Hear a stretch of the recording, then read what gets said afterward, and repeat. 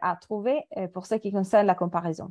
Alors, si vous allez avoir, par exemple, le rapport de similarité qui a été produit pour la comparaison des documents, ici, entre un document et un maximum de 5, on peut cliquer sur le pourcentage de similarité et le système va vous montrer, juste un moment, il va vous montrer toutes les sources qui sont les 5 documents qu'on a ajoutés manuellement pour cette comparaison. Et on peut aussi aller sur l'aperçu de sources, que c'est la première section. Et l'aperçu de sources vous donne les résultats sur les sources qui sont similaires au document principal que vous avez déposé. Si, par exemple, vos doutes ne sont pas justifiés et cet auteur n'a pas copié dans notre article ou un des articles que vous avez inclus ici dans toutes les sources, vous n'aurez pas de résultat et le pourcentage de similarité sera 0%. Mais si vous avez bien sûr, comme dans ce cas ici, un document qui a été déposé aujourd'hui, le document principal et un des documents que j'ai ajouté comme des documents de comparaison et la similarité est du 100%, il pourrait être que le chercheur a copié dans notre article ou qui a peut-être commis un cas d'autoplagiat aussi, qui a essayé de publier pour 2 fois, par exemple, le même article, ça serait possible aussi, mais dans un journal différent. OK? Si je retourne ici, je vais vous expliquer un peu mieux comment on peut utiliser ce rapport de similarité d'Authenticate en utilisant un article un peu plus, un article qui a été comparé avec notre base de données globale. Et ça, c'est le deuxième, par exemple. Si je clique ici sur 100%, ça me porte sur le rapport de similarité pour cet article. Alors, je vais vous expliquer maintenant le format de ce rapport, OK? Ce que je n'ai pas fait auparavant parce que c'était une explication très rapide. Alors, ici, à gauche, on peut voir la date dont on a déposé ces documents, bien sûr, le temps aussi. Au milieu, ici, à note, on peut voir le nombre de mots, le numéro de correspondance, par exemple. Et à droite, on peut voir si on a exclu quelque chose. Dans ce cas, on a exclu les citations et la bibliographie. Et aussi, on peut voir le pourcentage de similarité globale qui a été calculé par Authenticate pendant la comparaison.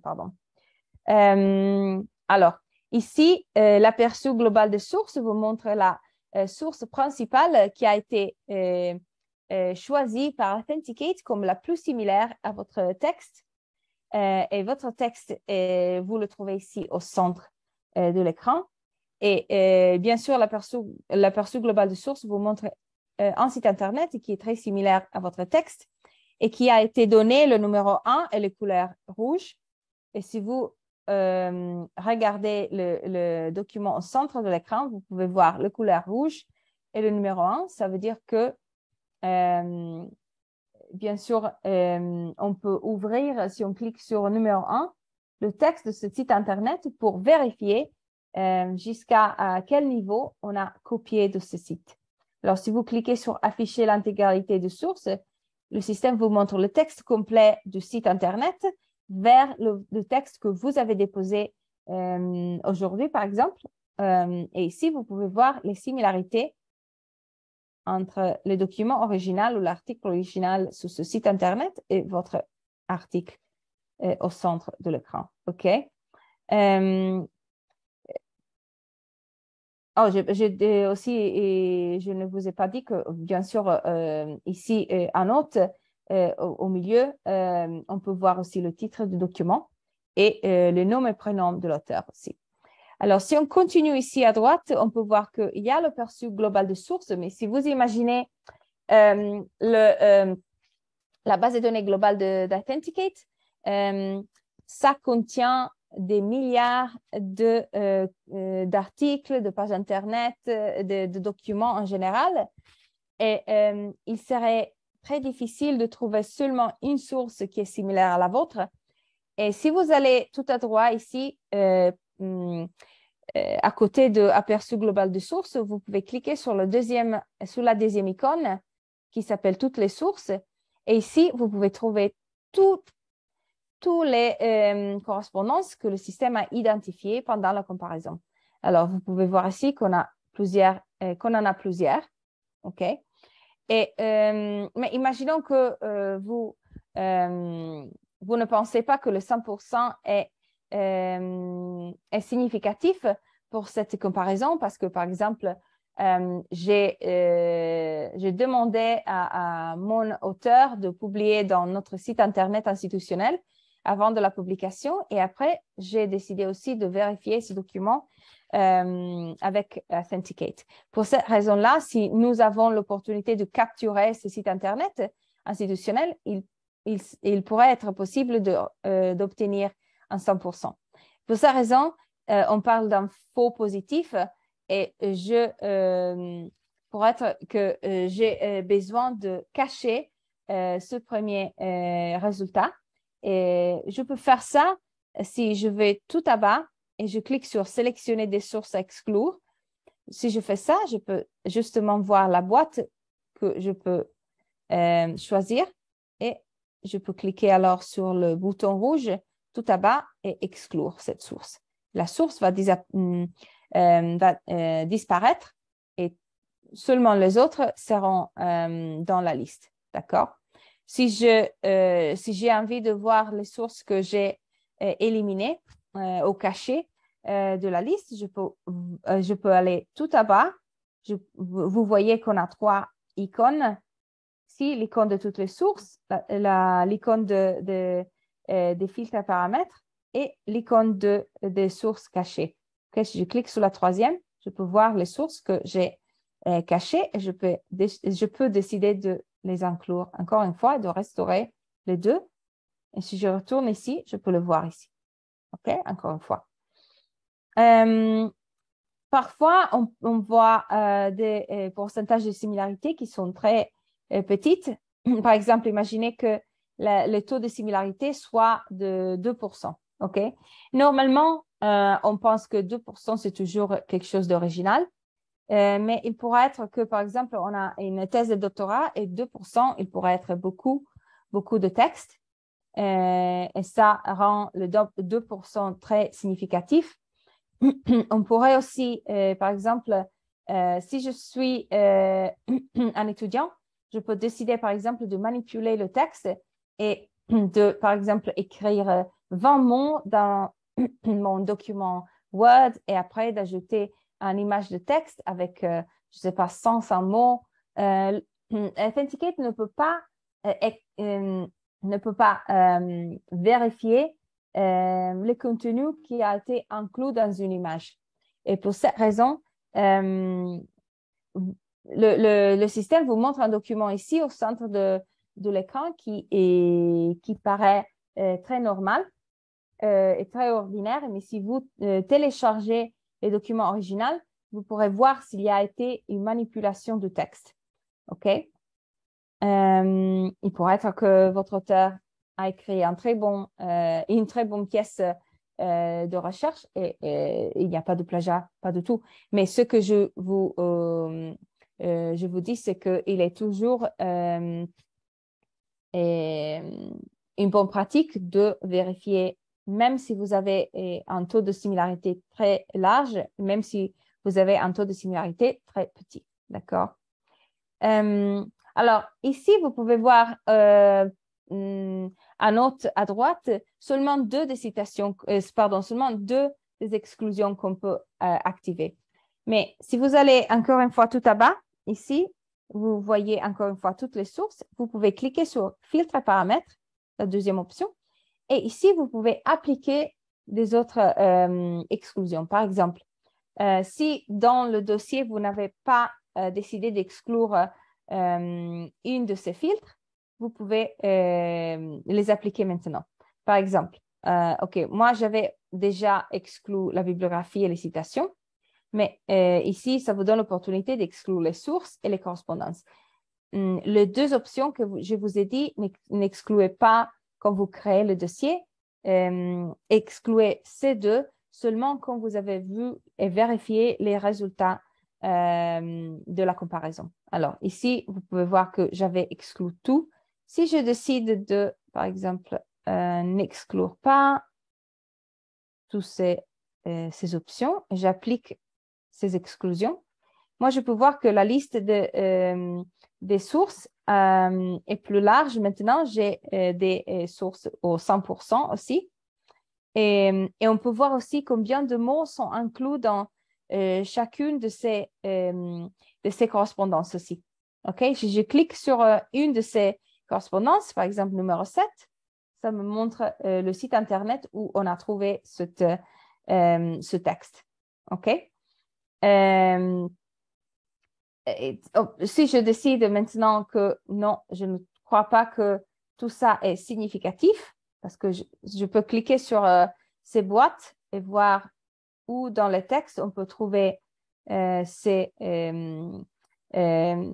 correspondances, okay? Ces sources. Okay? On peut voir aussi la liste de mots. Si je décide pour des raisons qui sont les miennes d'exclure chacune correspondance de moins de 30 mots, je peux retourner sur les filtres paramètres et exclure les sources inférieures à 30 mots et aussi les correspondances. OK, le petit de 30 mots. OK. Je peux appliquer ça et ça va cacher toutes les correspondances qui n'avaient pas assez de mots, qui avaient moins de 30 mots. Si je regarde le texte, par exemple, auparavant, j'avais exclu la bibliographie et les citations. Je peux voir ici qu'il n'y a pas de citation correcte parce que il n'y a rien entre guillemets, par exemple. Et ça, c'est la raison pour laquelle si je exclue les citations, par exemple, le pourcentage des similarités ne va pas changer parce que mon auteur n'a pas cité correctement, par exemple. Ainsi que ça peut vous aider aussi quand vous analysez des articles, si les auteurs ont respecté les lignes guides que vous avez envoyées auparavant. OK?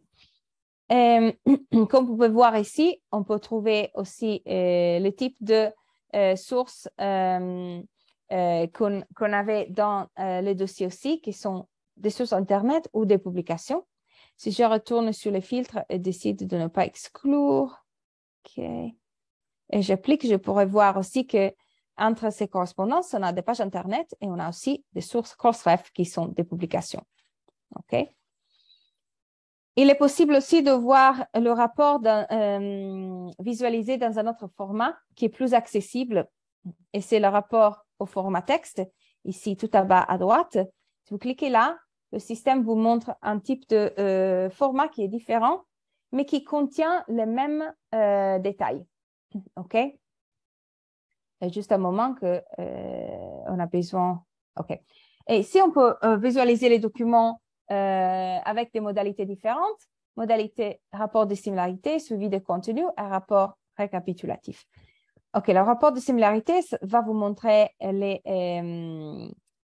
la source principale, qui c'est ici.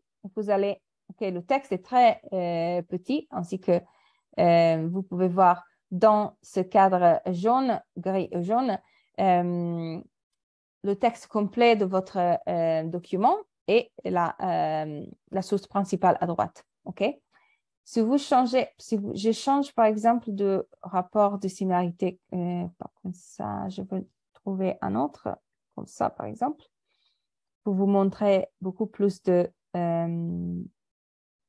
correspondances entre ce document. OK? Vous pouvez voir ici qu'on a plus d'une source ou une correspondance dans ce rapport. On peut choisir, par exemple, de voir toutes ces correspondances. OK? Si je décide de lire un peu plus, je peux voir avec les couleurs qui ont été appliquées à chaque de ces correspondances, la partie du texte qui appartient à cette correspondance en particulier. OK? les parties de texte qui sont en gris, peut-être qu'elles sont originales. Qu'elles sont originales, d'accord? On peut décider de voir le suivi de contenu. OK. Juste un moment. Ça va vous montrer ça.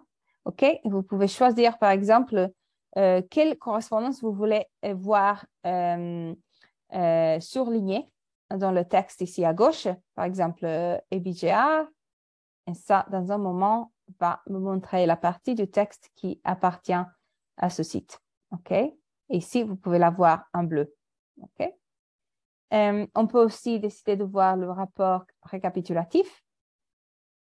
Encore une seconde. Et ici, vous pouvez voir les sources, toutes en haut.